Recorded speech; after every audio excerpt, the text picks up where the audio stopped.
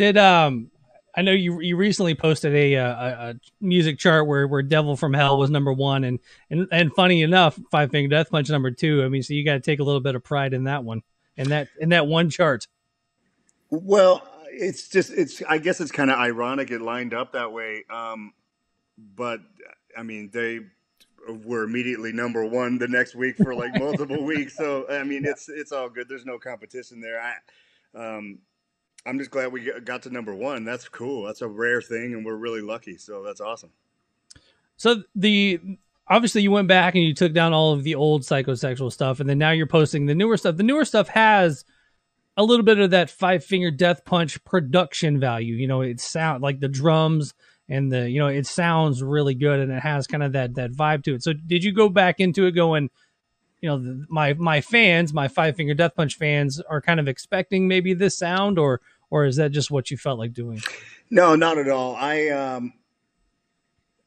We just kind of kept writing after the first release, and we stumbled upon Devil from Hell, and I was like, oh man, I wish that would have been the first song. That's a way more appropriate introductory song. So I'm like, I didn't do much of a push or a launch the first time. I just threw it out on Spotify. So I'm like, there's no rules. Let's just start over. So we kept writing, and I guess maybe it is a little heavier. The drums are pretty thunderous, but it wasn't intentionally like, let's try to sound right like anything I've done in the past. It really wasn't. We're just doing what we do, and we're enjoying every bit of the process, and we're fortunate to be able to work every day. Since we can't tour, at least we can make recordings, which is great. So what have you done kind of during this pandemic? Obviously out of Five Finger, but I mean, you're still trying that, you're still starting the psychosexual stuff. But I mean, what has the kind of the pandemic been for you?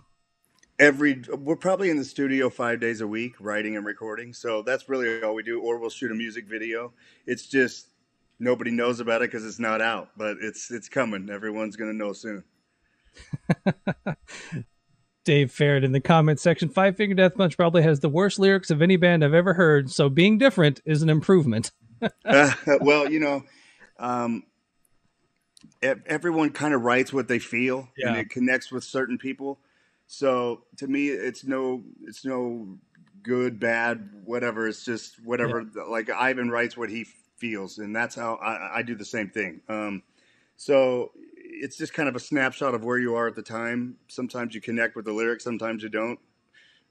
So that's cool. It's funny. I talked about that in the past with how much hate Five Finger Death Punch got. You're a music fan. You love music. You love Kiss and Pantera, Metallica, King Diamond. You're wearing the shirt, and nobody gets in the band to be in the most hated band out there. It's insane.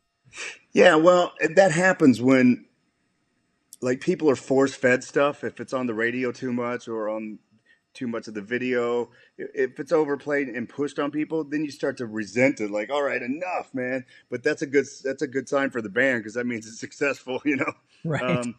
So we're selling out arenas and also the most hated. It was really weird, but that's okay. I'll take that problem any day because we got to do incredible things, and it's kind of set me up to do whatever I want for the rest of my life. So I can't really complain, I'll take the hate. It's fine.